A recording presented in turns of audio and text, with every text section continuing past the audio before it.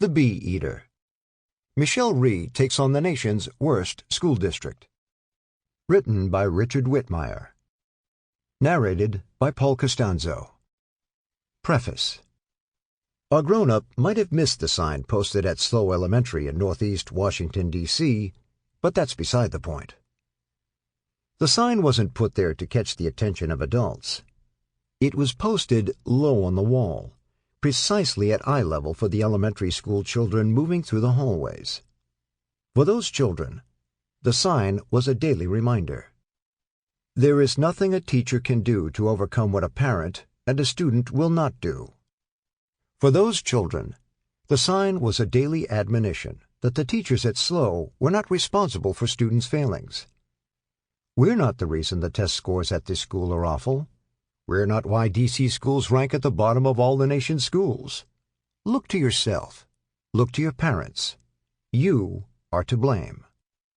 Michelle Rhee visited Slow immediately after she was appointed chancellor. It was a day marked by a flurry of school visits, in some cases unannounced.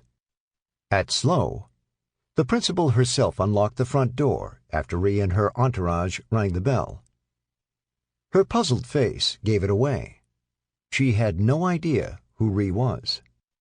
After introductions, a tour followed.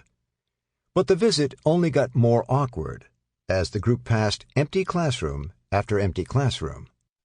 Slow had been built for hundreds, but bizarrely had been allowed to stay open with a mere 83 students, a testament to the powerlessness and, in some instances, fecklessness of the parade of superintendents who preceded Rhee. She was the 10th since 1988. Most of the previous school chiefs had never even considered trying to close schools in the face of a school board and city council inclined to favor an array of special interest groups, determined to block any changes to the status quo. Thus, schools such as Slow were allowed to slog along, year after year, burning up millions of dollars in unneeded maintenance and other inefficiencies. And though it sounds outrageous, that wasn't the saddest part of the story. Conventional wisdom might suggest that with only 83 students, Slow Elementary had a shot at being successful. Not so. Similar to the children at D.C.'s many other underused schools, children at Slow lagged far behind their peers in other cities. At the time Rhee visited Slow, 35% of the students scored at the proficient level in reading, and only 15% in math. The test scores at Slow were horrible, recalls Tim Daly, Rhee's colleague at the New Teacher Project, a teacher recruiting organization Rhee helped found, who accompanied Rhee on the tour. It was Daly who noticed the sign in the hallway. Hesitant to trigger a scene during Rhee's first day as chancellor, he didn't tell her until she left the building. I was thinking, this is the system she has become chancellor of. A system where it would be possible to get appointed chancellor, and the principal seemed not to know it. Possible for a school built for 600 students to have fewer than 90 students in it. Possible for a school to be failing for years and not get closed. And possible for a teacher to post a sign like that, and no one tell the teacher to take it down.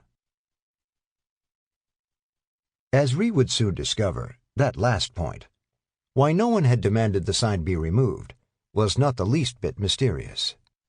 It wasn't just one teacher or one principal who believed schools had minimal impact on children and therefore were held harmless if students failed to learn.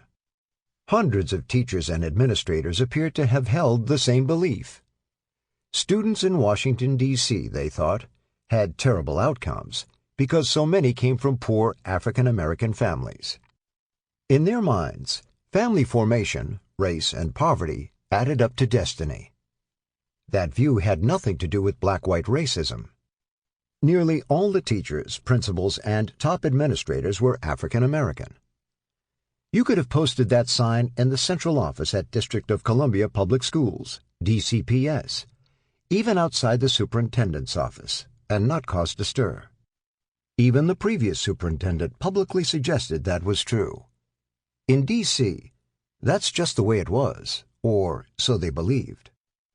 On a historical level, they were right to believe in the message that families, not schools, were to Sample complete.